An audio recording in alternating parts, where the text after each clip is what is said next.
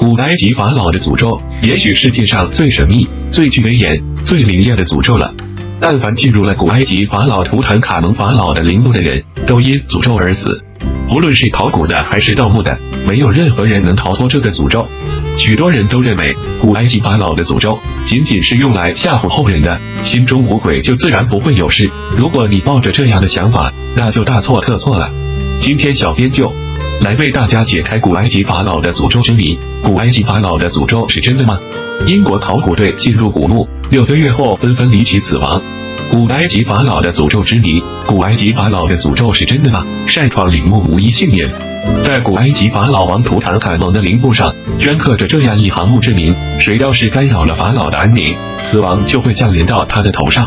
刻在埃及法老图坦卡蒙墓上的咒语，声称要报复擅闯他陵墓的人。1922年11月26日下午，以英国考古学家霍华德·卡特手的一个探险队打开了这个沉睡几千年的古墓。1923年4月23日，也就是打开法老墓室6个月后，参与此次探险的科学家罗德卡纳冯勋爵神秘死去，这使许多人联想起那个古埃及法老的诅咒。媒体和公众也纷纷开始关注，甚至连英国著名侦探小说家福尔摩斯探案迷书的作者柯南道尔也称他很相信这古老诅咒的存在。古埃及法老的诅咒之谜，古埃及法老的诅咒是真的吗？擅闯陵墓无一幸免。墓穴中的法老受到打扰，他复仇的怒火引发了一连串的神秘灾祸。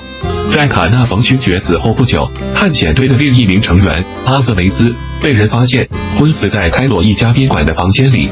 接着看望过勋爵并进入到墓室的勋爵好友乔治·古尔德因高烧不退而死去。而试图借助 X 射线技术确定法老死因的科学家阿奇博尔德里德，在刚回伦敦开始分析收集大的数据时突然死亡。离奇的事情还包括不祥的征兆，就在卡纳冯勋爵死的当天，开罗发生全城大停电，勋爵的狗也在英国死去，这些都显示了古埃及法老的诅咒恐怖之处。法老被科学家移出墓地研究，一场车祸险些夺取10人生命。古埃及法老的诅咒之谜，古埃及法老的诅咒是真的吗？擅闯陵墓无一幸免。一组埃及科学家将古埃及法老图坦卡蒙的木乃伊从帝王谷坟墓中移出，试图用 CT 扫描来解开这名少年国王的死亡之谜。埃及考古和医学界专家打算通过 X 射线，先对古埃及王朝时期的少年法老图坦卡蒙的木乃伊进行了 CT 扫描，再用电脑将这些扫描图合成3维立体影像，从而确定图坦卡蒙的死因，并确定他死亡时的实际年龄。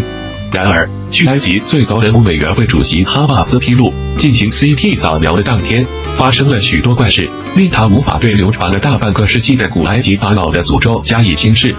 在他们为图坦卡蒙的木乃伊进行 CT 扫描的当天，负责这项任务的10人研究小组险些丧命，他们当天来回帝王谷的汽车差点遭遇了一场夺命的车祸，科学家们都被惊出了一身冷汗。而后在进行 CT 扫描实验时，负责 CT 扫描的计算机却突然无缘无故罢工达2小时之久，最后科学家好不容易让计算机重新启动，进行了15分钟的扫描工作。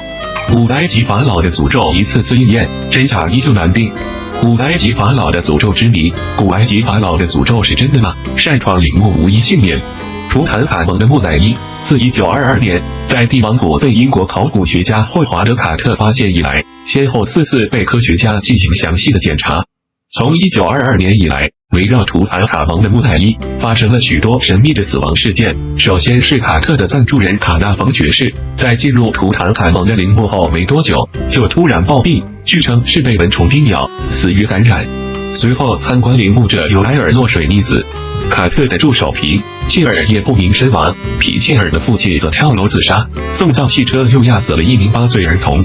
古埃及法老的诅咒之谜，古埃及法老的诅咒是真的吗？擅闯陵墓无一幸免。如此多进入墓地的人员离奇死亡，让人不得不相信古埃及法老的诅咒是真实存在的。